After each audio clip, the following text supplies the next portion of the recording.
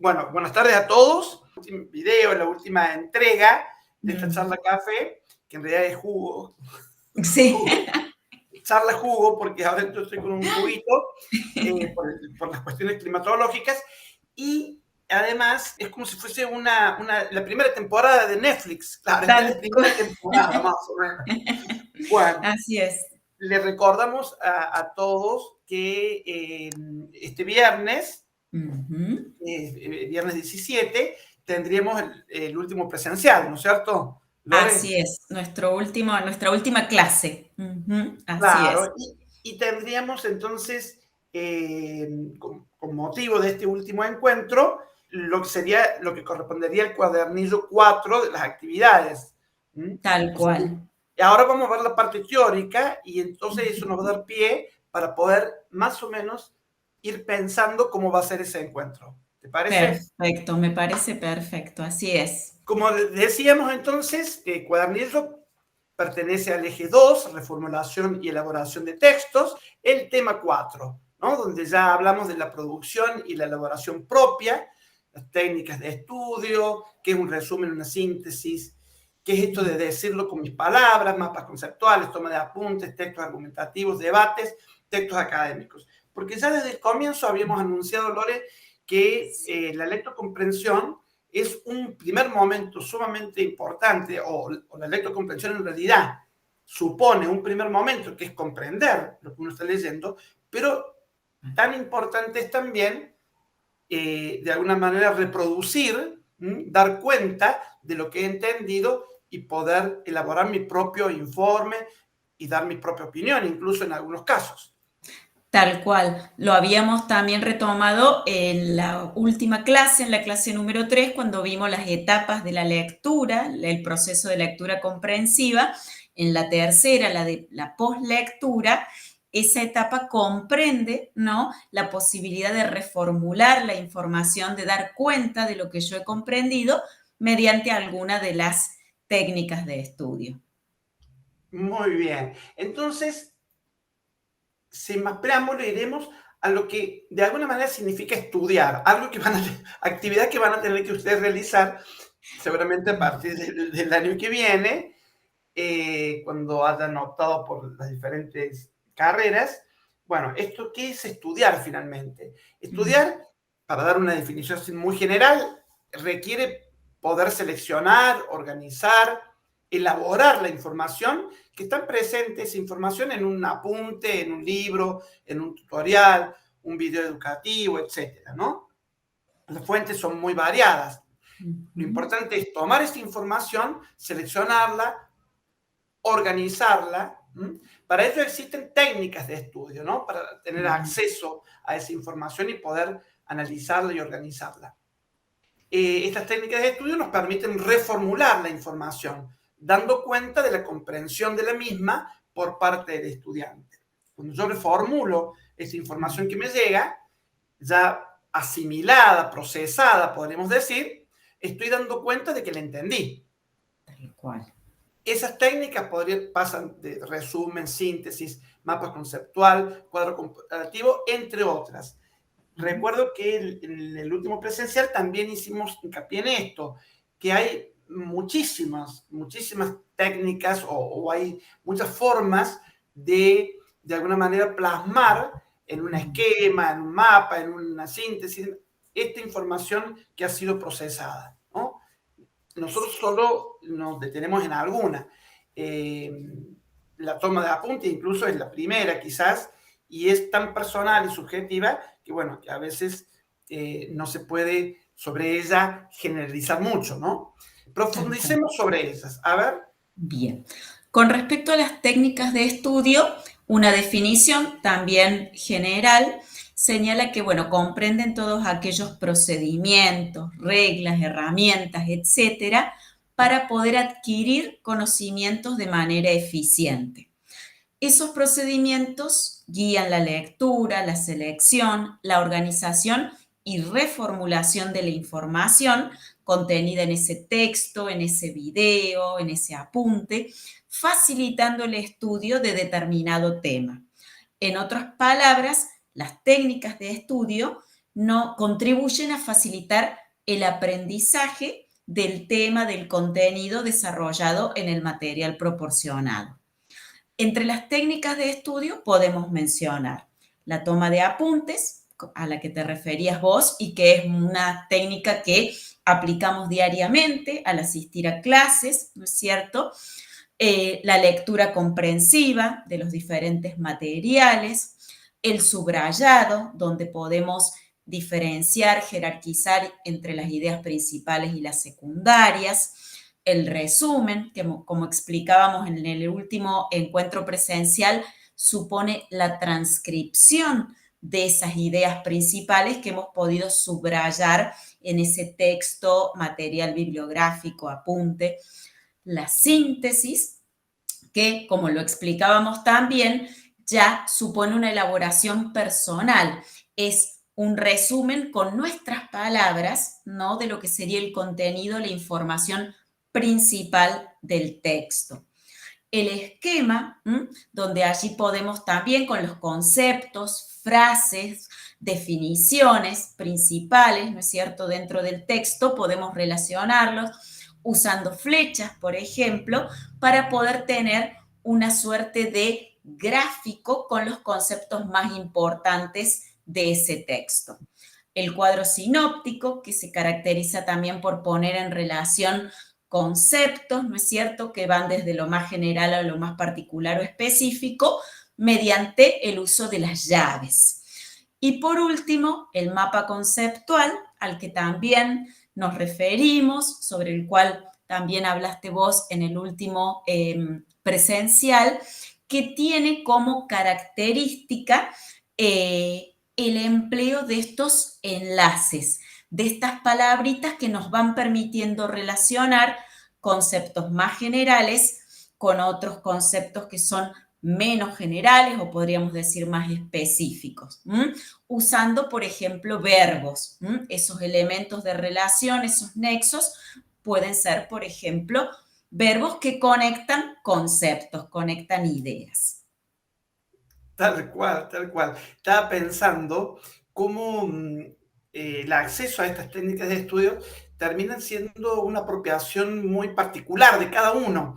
Yo recuerdo que tenía un compañero que, por ejemplo, en el subrayado, viendo acá, él tenía dos colores distintos, por ejemplo, para subrayar, porque subrayaba, por ejemplo, con azul o con rojo, las ideas principales, las ideas más secundarias, o un doble rayado para la principal y un rayado simple, un subrayado, ¿no? Un subrayado doble o un subrayado simple, conforme si era principal o eran secundarias, las ideas que estaban relacionadas, ¿no? Es genial como cada uno tiene después su propia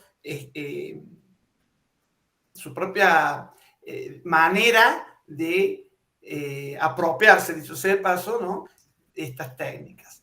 Bueno, muy bien.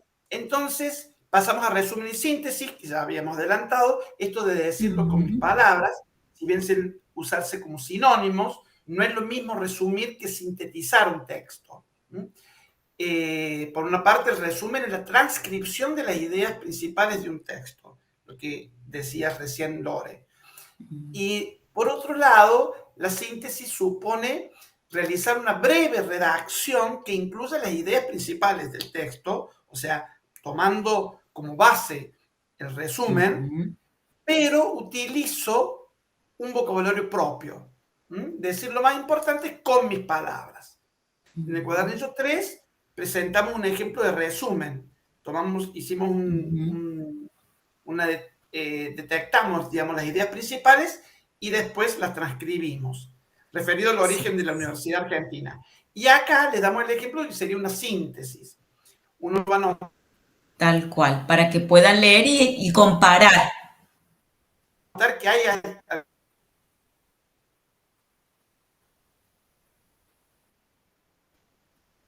algunas Z es la... Bueno, pasamos ahora a los mapas conceptuales. El mapa conceptual Es un tipo de esquema, hablábamos justamente de la diferencia, ¿no? En el último encuentro entre esquema, mapa conceptual, la red también, que se habla de la red conceptual. En el caso del mapa conceptual, podemos decir que se trata de una representación gráfica del contenido de un texto que incluye conceptos o proposiciones claves del texto, pequeñas frases breves, las relaciones entre esos conceptos, que son estas palabras enlace, que conectan, que ponen en relación unos conceptos con otros, y por último, la jerarquización de la información. Decíamos que los conceptos se van disponiendo de manera tal que en una línea horizontal todos los conceptos que coinciden en esa línea tienen el mismo valor, la misma importancia, la misma jerarquía dentro de lo que es la información, ¿no es cierto?, que ofrece ese texto. ¿Cómo elaboramos un mapa conceptual? Como primer paso, es importante primero leer el material identificando las ideas principales y los conceptos claves. En segundo lugar, se trata de identificar la relación entre esos conceptos o proposiciones. Habrá, decíamos, algunos que son como más generales, más abarcativos, que comprenden a otros que son secundarios, más específicos, o decíamos ahí, algunos más generales de los cuales derivan otros. Como tercer paso, Claro. se trata de reconocer esos conceptos, proposiciones que tienen la misma importancia dentro del texto. ¿Por qué? Porque ellos deben ubicarse en la misma línea o altura del esquema, es decir, al mismo nivel. Como cuarto paso, se trata de anotar esos conceptos o proposiciones, ¿no es cierto? Respetando, como decíamos, los niveles, las jerarquías dentro del texto, dentro de la información general, e ir anotando la palabrita enlace, ¿sí? Ese conector, ese nexo que pone en relación un concepto o proposición con otro. Por último, bueno, a continuación tenemos el quinto paso, que se trata de buscar ejemplos en el texto, dice, o material de estudio que permitan ilustrar las proposiciones y o conceptos. Sabemos que los ejemplos son un recurso que también nos ayuda a poder registrar, a poder apropiarnos de esos conceptos, de ese vocabulario técnico, de ese contenido que desarrolla el texto. Sexto paso, elegir qué tipo de figura emplear para incluir los conceptos. Vamos a encontrarnos con mapas conceptuales donde se usan, por ejemplo, rectángulos y dentro de esos rectángulos se escriben los conceptos o proposiciones, frases. Otros emplean óvalos, por ejemplo, círculos, nubecitas. Como decías vos, Perico, eso, ahí ya aparece esta cuestión personal, ¿no? Cómo nosotros nos apropiamos de esa técnica y cómo, ¿no es cierto?, la implementamos. En ese caso podemos elegir una forma que nos resulte quizás más amigable para poder transferir, ¿no es cierto?, y dar cuenta de la información del contenido principal del material teórico con el que estamos trabajando. El séptimo paso dice diseñar el mapa. Este gráfico, ¿no?, que reúne los conceptos claves con sus relaciones, ordenando, como decíamos, los mismos de mayor a menor nivel de abstracción, de más generales a más específicos, en orden descendente y utilizando las palabras enlace para relacionar unos y otros. La implementación de esta técnica de estudio, que supone identificar ideas principales, identificar conceptos, las relaciones entre ellos, poder determinar jerarquías y hacer la representación, la puesta por escrito, nos da la posibilidad al final, ¿no es cierto?, de poder leer, ¿no es cierto?, nuestro mapa como si se tratara de un texto, como tenemos aquí en el ejemplo sobre el sistema nervioso, ¿no? El sistema nervioso, por ejemplo, dice, está formado por el sistema nervioso central, el sistema nervioso autónomo y el sistema nervioso periférico. El sistema nervioso central, a su vez, está formado por el encéfalo y la médula espinal y así sucesivamente. Cuando nosotros completamos la implementación, la aplicación de esta técnica de estudio, hemos podido apropiarnos de la información, hemos podido aprender el contenido, la información más importante de ese texto, de ese video, por ejemplo, o del material con el que hayamos estado trabajando y aplicando esta técnica. Y así lo podemos reproducir, digamos, ¿no? Es el momento de la reformulación. Yo doy cuenta de lo que he entendido y puedo elaborar un nuevo texto, digamos, que tenga, que refleje o que tenga presente todas esas nociones y cómo se relacionan unas con otras. Muy bien. La toma de apuntes, como otra técnica que, como decías también antes, es quizás la primera, ¿no? La más básica. Sí. Esta técnica consiste en registrar extractos del desarrollo teórico de una clase. Su aplicación favorece al estudio dado que requiere de nuestra atención y escucha reflexiva. Eso es sumamente interesante, ¿no? Lo que acá se expresa.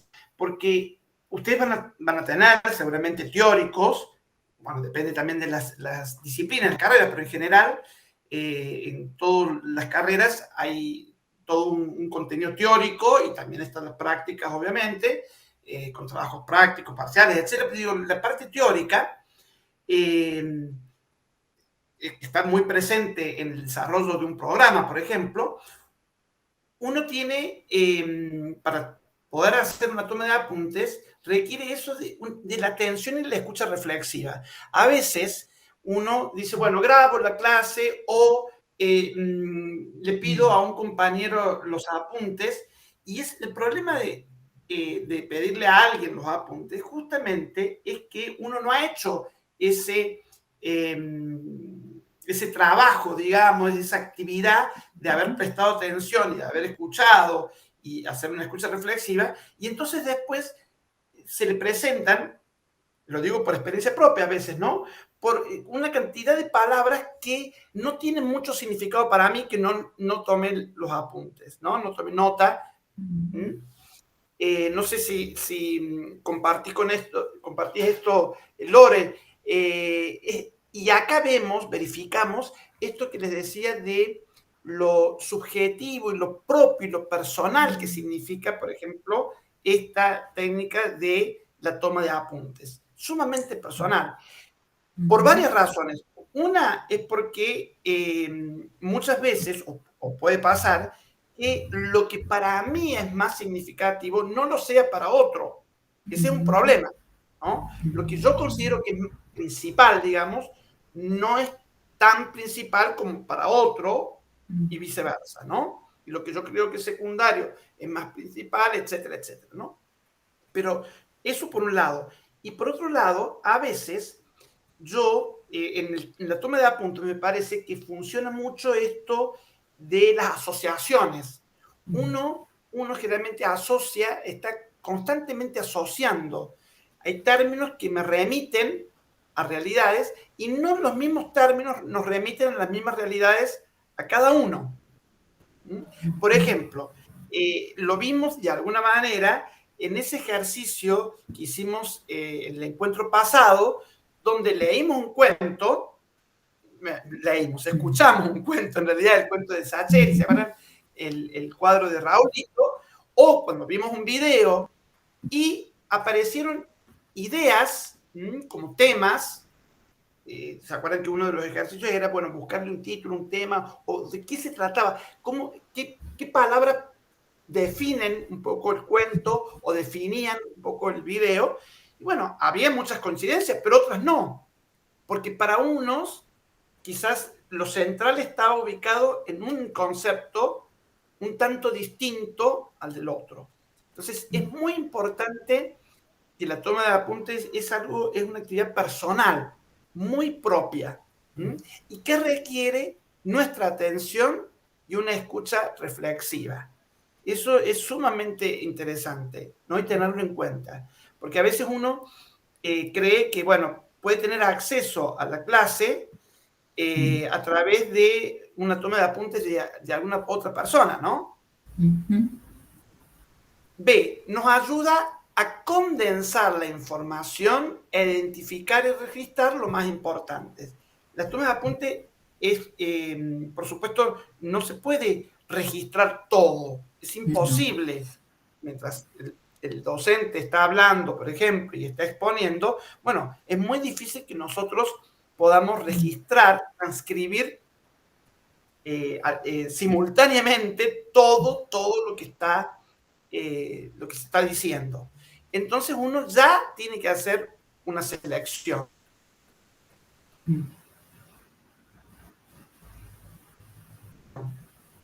¿Mm? Es esta posibilidad de condensar, ¿no? Buscar y registrar lo que consideramos que es lo más importante. E implica seguir el hilo de la exposición, ¿no? Escribiendo de manera rápida y concisa los conceptos significativos del tema en cuestión. Uso de abreviaturas o algún código personal comprensible, también de flechas para indicar relaciones entre contenidos o palabras claves, guía de comprensión y asimilación del tópico de la clase. Esto es sumamente interesante porque también es tan personal, como les decía, de ese compañero que hacía un doble subrayado o un subrayado para ideas principales y secundarias, por ejemplo. También tenía, por ejemplo, para las terminaciones mente, de los adverbios de modo, tenía una pequeña cruz. Entonces no se detenía en eso. O el famoso que es la Q con ese apóstrofo, y bueno, en fin, hay muchas abreviaturas y formas más reducidas de las palabras que nos pueden ayudar. O cuando uno habla de hombre, pone nada más que la H o pone un signito que le remita a esa noción. Acá hay un gráfico con toma de apuntes muy interesante. Muy prolijo. Muy prolijo, sí, no sería mi caso, Lore, no. Pero ves, acá va poniendo, quizás Roland Barthes, mira vos, esto es de literatura, claramente. Así es. Lapicera de colores diferentes. Claro, que es lo que te decía, por ejemplo, este podría haber sido de mi compañero. No tenía una letra tan prolijita, pero podría ser. Lo que sí era esto de los que vos decías, de los círculos, de los gráficos, todo lo que ayude y contribuya a condensar esa información y poder ya en un primer momento jerarquizarla, ¿no? Tal cual. Así es. Bueno, para continuar ya no, digamos, y para ir cerrando el cuadernillo 4, nos restan los textos argumentativos y los textos académicos, ¿sí? Con respecto a los textos argumentativos y a los debates sobre lo que vamos a trabajar, ¿no? En la clase, en nuestra cuarta y última clase presencial este viernes, podemos, bueno, ir anticipando que los textos argumentativos son aquellos a través de los cuales nosotros intentamos persuadir, convencer a otros acerca de nuestras ideas, opiniones, mediante argumentos o razonamientos. Nos pasó, por ejemplo, en relación al texto que leímos sobre el cuidado del medio ambiente, ¿sí? Que era un texto de opinión, un texto que incluimos en la prueba diagnóstica y donde le solicitamos a los y las estudiantes, postulantes, escribir una opinión contraria. Entonces, la idea era allí poder encontrar o distinguir cuál era la opinión del autor y obviamente ver cómo formulábamos una opinión contraria y cómo la sosteníamos, con qué argumentos, con qué fundamentos, ¿no? Para lograrlo, como dice allí, necesitamos razonar, justificar, demostrar, explicar, ejemplificar. Tenemos distintas estrategias, distintos recursos para poder argumentar, para poder fundamentar nuestra postura respecto de determinado tema. ¿Cuáles son las características generales de estos textos, los textos argumentativos? Como decíamos, en primer lugar, su intención es persuadir, convencer al receptor, al que es destinatario de nuestro mensaje, sea un texto por escrito, un discurso, una publicidad, por ejemplo. En relación al contenido, presentan la opinión del emisor, ¿no es cierto?, la opinión del autor respecto de determinado tema. El autor no solo hablaba respecto del medio ambiente, sino señalaba cuál era su postura, ¿sí? Él proponía, hablaba de la responsabilidad de todos en relación al cuidado del medio ambiente y de lo esencial que era trabajar para lograrlo, ¿no? La presentación, nosotros podemos encontrar estos textos en distintos portadores, como diarios, por ejemplo, donde aparecen artículos de opinión, o el editorial, ¿no es cierto?, de los diarios, revistas, libros, hay libros que son de manera completa, todos ellos, ¿no? Un ensayo, por ejemplo, un conjunto, una compilación de ensayos, artículos de opinión sobre determinados temas. En la radio, cuando aparecen las columnas de algunos periodistas, por ejemplo, sobre temas de actualidad, política, economía, etcétera. En la televisión también, en distintos programas, por allí en los noticieros, ¿no?, donde tenemos ese espacio para opinar sobre los temas que, como bien dice allí, en el caso de los textos argumentativos, se trata de temas de actualidad, temas que resulten interesantes para el receptor, ¿sí? Incluso polémicos, porque dan pie, dan lugar para el debate, para la apertura a distintas opiniones, a distintas posturas, visiones respecto de ese tema que se está trabajando, que se está abordando, discutiendo. Estos textos, además de esas características, tienen una estructura particular. Nosotros hablábamos de que en estos textos el autor manifiesta su opinión. Eso es lo que nosotros llamamos la tesis. Es la idea u opinión del autor respecto de determinado tema, que es lo que desea demostrar, fundamentar, argumentar, incluso persuadirnos para que compartamos esa opinión. Esa tarea la hace en esta segunda parte de la estructura del texto argumentativo, que tiene que ver con la demostración. Allí se trata de desarrollar los argumentos para justificar nuestra tesis, nuestra postura, nuestra opinión. Cuanto más fundamentados, justificados, cuanto mejor fundamentados, justificados estén, ¿no es cierto?, nuestra opinión, nuestra postura, más podemos nosotros impactar en el lector, en el receptor, en el televidente, en el escucha del programa radial, para poder persuadirlo, convencerlo, a menos de contemplar, ¿no es cierto?, nuestra postura, considerarla como válida, si no la comparte al final.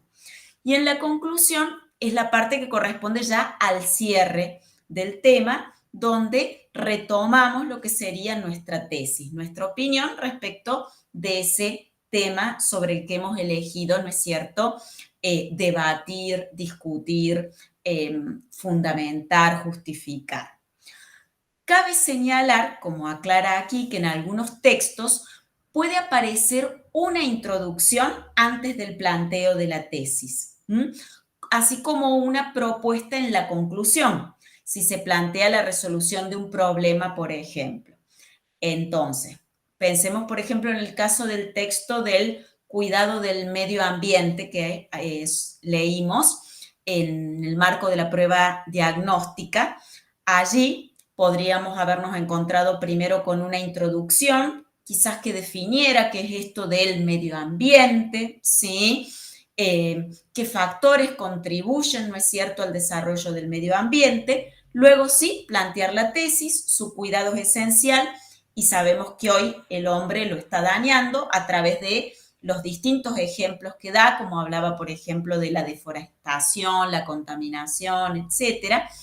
Y en ese texto sí nos encontrábamos con, en la conclusión, con propuestas de parte del autor, como por ejemplo la cuestión del reciclaje, para contribuir con el cuidado del medio ambiente, que sabemos que es un problema de actualidad, un tema polémico también, porque hay distintas posturas, incluso aquellos que consideran que no es tal, ¿no es cierto?, la situación, ¿no?, de nuestro medio ambiente no es tan grave, ¿no? Entonces, bueno, es una posibilidad, ¿no?, proponer, realizar propuestas para contribuir a la solución de ese problema. Aquí tenemos como ejemplo un texto argumentativo sobre la educación como un recurso indispensable para el desarrollo. Y hemos señalado, resaltado con distintos colores las partes de la estructura. Tenemos la tesis, a continuación en color verde, luego en color celeste lo que sería la demostración, el desarrollo, y por último, en ese celestito más intenso, la conclusión, que corresponde al último párrafo del texto. Muy bien, me parece que quedó muy claro y además, qué bien, Lore, que estuviste también remitiendo a esa parte del ejercicio que estaba en la prueba diagnóstica, ¿no es cierto? ¿No? Sobre el medio ambiente. Bueno, y llegamos al final entonces con los textos académicos, textos con los que se van a enfrentar ustedes seguramente, muchos, varios, en las diferentes carreras que opten, por las que opten, ¿no? Los textos académicos son los textos que circulan en el ámbito de las instituciones educativas, como los artículos científicos, los manuales, los apuntes de cátedra, evaluaciones, tesis, ponencias, ensayos, etc. Entre sus principales características podemos mencionar la objetividad. Eso es sumamente importante, ¿no? La función informativa, o sea, la idea es divulgar el conocimiento, ¿no? Transmitirlo. Desarrollan y divulgan conocimiento. Lenguaje preciso, claro, unívoco, diríamos nosotros, es decir, que no haya malos entendidos. Hay un vocabulario técnico que se debe respetar. El registro es formal, la estructura es expositiva y o argumentativa. Es verdad que un texto académico también puede tener sección, digamos, o partes argumentativas, porque claramente si es un ensayo, por ejemplo, o la tesis de alguien, seguramente expresarán ahí su parecer, su opinión al respecto y quizás también alguna tentativa de solución frente a un problema, por ejemplo, una propuesta, etc.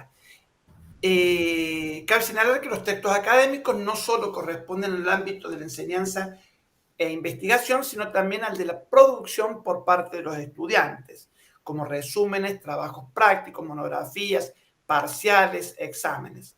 Por eso es sumamente importante esa práctica de escritura que tenga en cuenta que cuando yo tengo que expresar y tengo que reformular frente a una consigna de un parcial y demás, debo ajustarme a estas características que tiene el texto académico. Tengo que ser lo más objetivo posible, tengo que informar o dar, exponer, usar un lenguaje preciso, un vocabulario técnico, el registro es formal, ¿no? Hay una serie como de condiciones, sobre todo para ya los estudios avanzados, si tienen, por ejemplo, que presentar a veces monografías, por ejemplo, hay toda una reglamentación respecto de lo que es de edición, por ejemplo, las normas APA, que son normas de cómo se cita a diferentes autores, cómo tienen que ir las notas a pie de página, cómo debe colocarse en la bibliografía, etcétera, etcétera.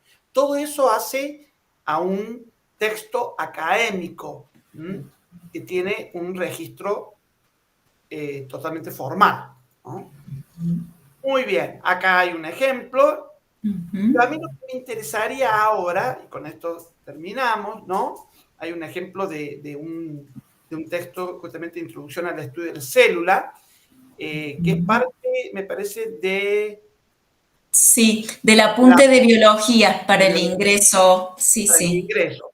así es. Bueno, pero a mí, sobre todo, lo que me interesa es tener presente que vamos a, en el último encuentro, vamos a tratar de capitalizar esto de los textos académicos y de los textos, digamos, argumentativos y opinión, para hacer dos ejercicios. Pensábamos con Lore, bueno, utilizar en el cuadernillo, ustedes en el cuadernillo 4 de actividades, justamente cuando se habla de el texto académico, hay un texto de la universidad en Argentina. Bueno, se les pide como actividad primero hacer un resumen, lo que supone, ya sabemos, que es primero hacer una selección de los conceptos principales, de las nociones principales, hacer un resumen, transcribir esas ideas principales y luego hacer una síntesis, ¿no es cierto? Ya con mis propias palabras, hacer un texto que tenga coherencia y cohesión y que de alguna manera refleje lo de la universidad en Argentina. Y lo que haríamos es un simulacro de exposición, de coloquio o de examen, por así decirlo, si les tocara ese tema. Bueno, para eso, en aquel momento, hace 2 viernes, o sea, no el viernes pasado, sino el anterior, cuando tuvimos el último encuentro, el penúltimo, yo les decía que podían ser de 2 para que sea un poquito más ameno, o para que se den fuerza unos a otros. Y me parece interesante es que utilicen ustedes una técnica de estudio, es decir, el resumen ya es una de ellas y la síntesis también, y si se quieren hacer un esquema, y con ese esquema expongan, para que vean cómo ese esquema, que es bastante reducido, generalmente las técnicas de estudio, justamente como decíamos, apuntan a condensar mucha información, sí jerarquizarla, pero condensarla. Entonces, ver cómo a partir de esa técnica de estudio que ustedes han utilizado, pueden elaborar un pequeño texto oral, ¿no es cierto?, de exposición. Y si hay algo que, por ejemplo, los docentes no nos queda muy claro, lo que fuese, haremos alguna pregunta, como se hace una pregunta en un examen. Y ustedes, con esa información, tendrán que ver si pueden dar respuesta a eso. Eso por una parte. Y por otra parte, que también está anunciado, preanunciado, anticipado en este cuadernillo de actividades número 4, vamos a trabajar en debate. Vamos a hacer, depende de la cantidad de gente que haya, ¿no?, que nos acompañe este viernes 17, pero podemos hacer 3 o 4 comisiones y sobre el tema general, que es un tema de bioética, fundamentalmente donación de órganos, vamos a dar algunas consignas, algunos disparadores, para que ustedes puedan formular su tesis, su desarrollo y todo, digamos, la justificación y la conclusión. Para eso, como también les adelantó Lorena, muchos textos argumentativos se nutren, justamente antes de la tesis, antes de la posición, de esta información previa, que es la que ustedes tienen que conseguir a través del link que nosotros hemos dado. Pueden consultar otros también, y a partir de ahí vamos a hacer este trabajo de debate a partir de los disparadores. Así que bueno, espero que salga todo bien. Yo estoy muy entusiasmado, muy ilusionado. Además, muy contento con el grupo. Creo que eso también comparte Lorena. Así que Sí, bueno, tal cual. nos estaremos viendo el viernes, Lorena, entonces. Así es, con el mismo entusiasmo y bueno, y obviamente la alegría de poder compartir este último encuentro con el grupo y bueno, y poder de alguna manera también cerrar este módulo de lengua, ¿no? Poniendo en práctica, implementando un poco todo lo que hemos venido desarrollando a lo largo de las distintas clases. Bueno, Sí, nos sí. vemos entonces. Nos Gracias vemos. a todos y nos vemos el Gracias. viernes, si Dios quiere.